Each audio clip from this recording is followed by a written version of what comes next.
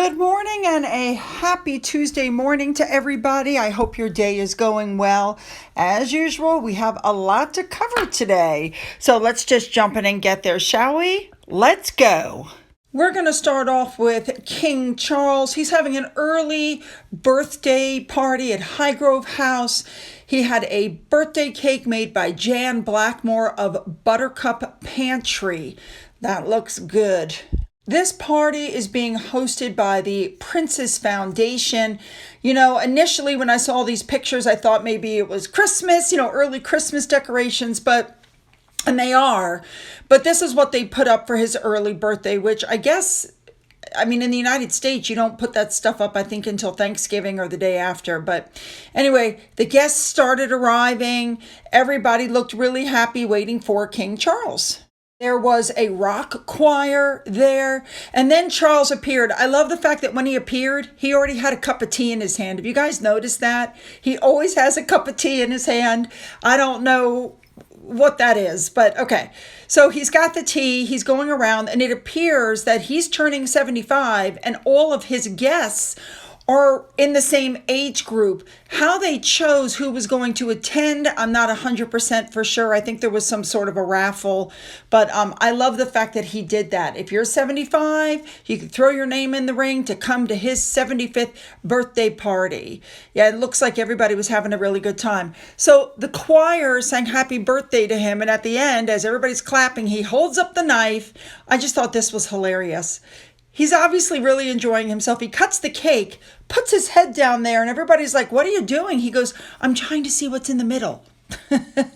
Next up, we have Prince William, the Prince of Wales, who went to the funeral for football legend Sir Bobby Charlton on Monday. The funeral took place at the Manchester Cathedral.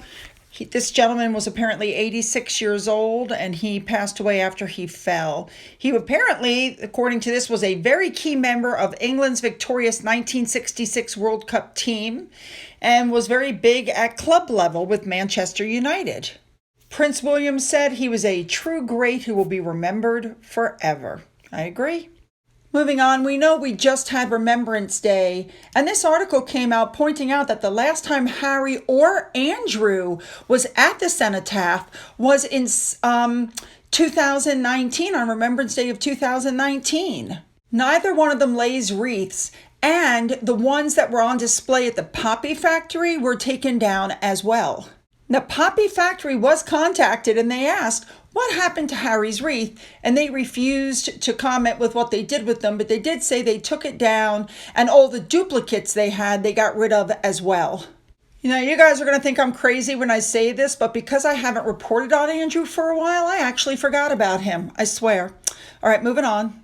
Now, with all that said, the articles are coming out saying that Harry is really regretting leaving the royal family, especially at this time of year when they have the service at the cenotaph, because he cannot publicly mark the country's war dead at the Remembrance Sunday service, which is something that he always did. These articles are saying that Harry may pretend to the contrary, but he's probably very conflicted. Now, that's one thing that I agree with. He probably is. He can't wear his military uniform anymore. And yeah, I'm sure he is upset. And now they're saying that Harry may begin to say, I shouldn't have done this to the family.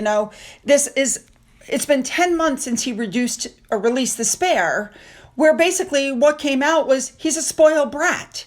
And he's grievance peddling, and now he's at the end of it, and they're saying, people have lost interest in all of his complaining. So what happens when the complaining stops? He has no positive role as a royal anymore. So even if he feels that he's been badly treated and he wants to come back because he realizes the value in being a member of the royal family, it can't happen anymore because he's created too much damage, and he's just now realizing it. Moving on. And knowing all of this, it's coming out, these articles are coming out saying that Harry doesn't want to be a royal, but he wants the advantages. That is exactly what's going on. That's what he and Meghan wanted. They wanted to cherry pick what things they went to. They wanted to live on palace grounds. They wanted security. They wanted the clothing. There was a lot of things that they wanted, but what they didn't want was the royal work, unless, of course, they could make money at it. And that's absolutely what's going on here. Absolutely. Correct. The Queen said it the best. You work for the crown. The crown doesn't work for you. Spot on. And now you've got these puff pieces coming out. The two kids are going to have a British Christmas because they're British traditions. And the daughter, Lily, they said they were going to call her Lily. Notice they never call her Lily. They always try to associate her with the Queen. But they said that Harry's going to try to give his children as close to a British Christmas as possible, even though they're going to be in the United States. But let's be honest, you cannot replicate the traditional royal family Christmas experience.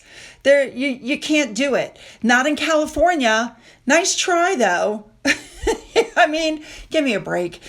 He's getting what he wanted. He wanted to raise his family away from the fishbowl. Well, there you go. But I love what this Twitter user wrote. This is their typical attempt to do the whole thing again. Will they? Won't they? Will they go? Won't they go? Will they take the kids? Will they be invited? Typical stuff.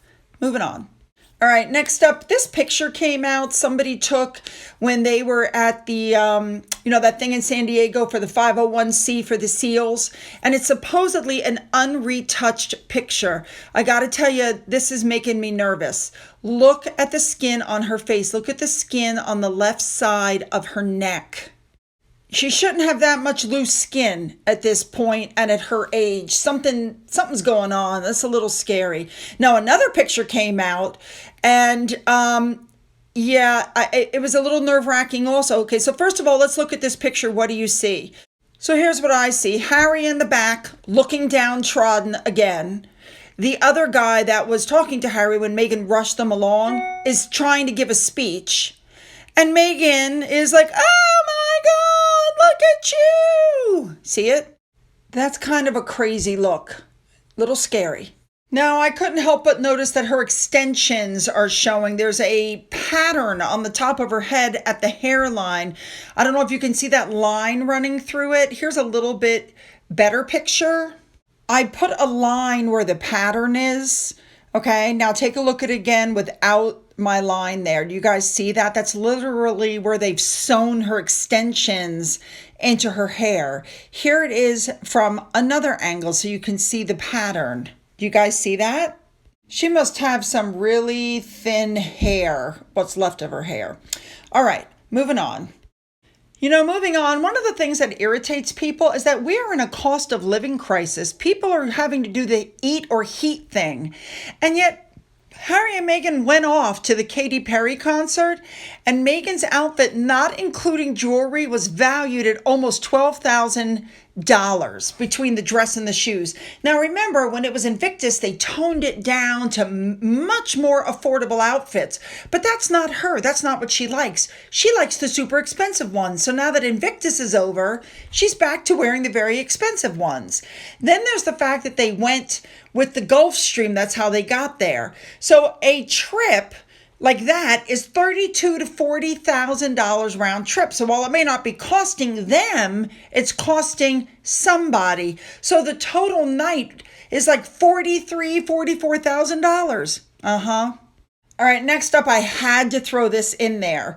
According to Neil Sean, because Harry and Meghan no longer work for Spotify, because the people who signed the deals with them no longer work at Spotify, and because they don't care about the NDAs, at this point, they are looking to recoup their losses by doing a story on the whole debacle of the podcast and how expensive it was. And, the fact that they were doing voiceovers, she wasn't even really interviewing people.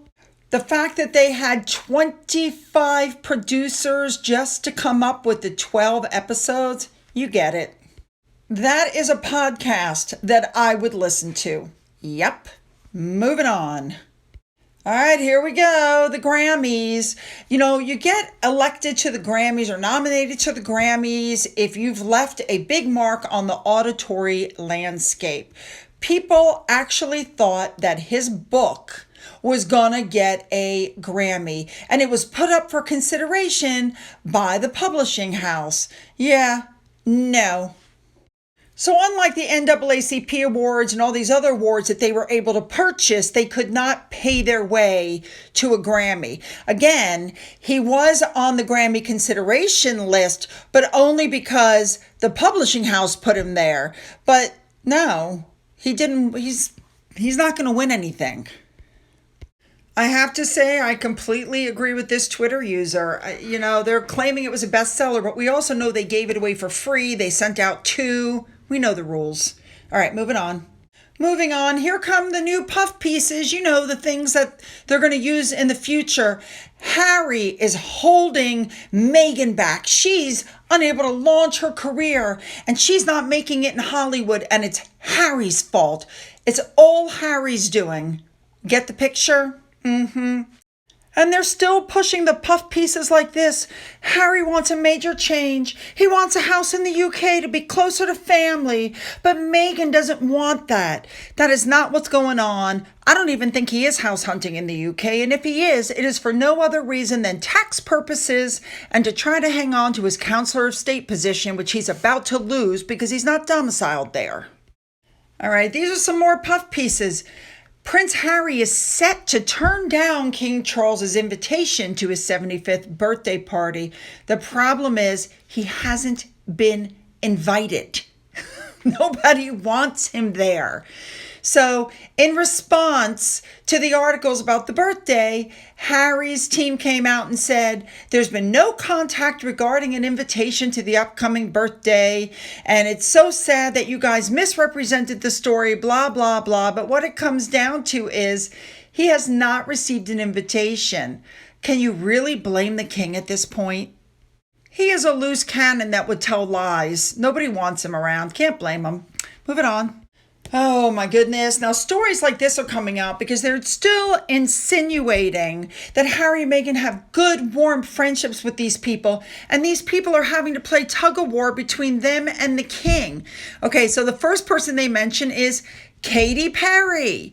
Katy Perry is not friends with Harry and Meghan. She's never been friends with Harry and Meghan. And even though people are claiming they are firm friends, that is not true. Just because Meghan and Harry went to her concert doesn't make them friends. But Katy Perry has made it very well known that she supports King Charles. She participated at the coronation in May and even did a skit with him and Lionel Richie. All right, moving on. The next one is George and Amal Clooney. Now, we know that after the wedding, they hosted Harry and Meghan twice in their home. And Amal even went to the baby shower. However, since then, you haven't heard anything. They don't hang out. And the Clooneys did not even invite Harry and Meghan to their charity event, their new big A-list charity event. They're having nothing to do with them anymore. All right, next up. They are now supporting the Prince's Trust. And finally, we have David and Victoria Beckham.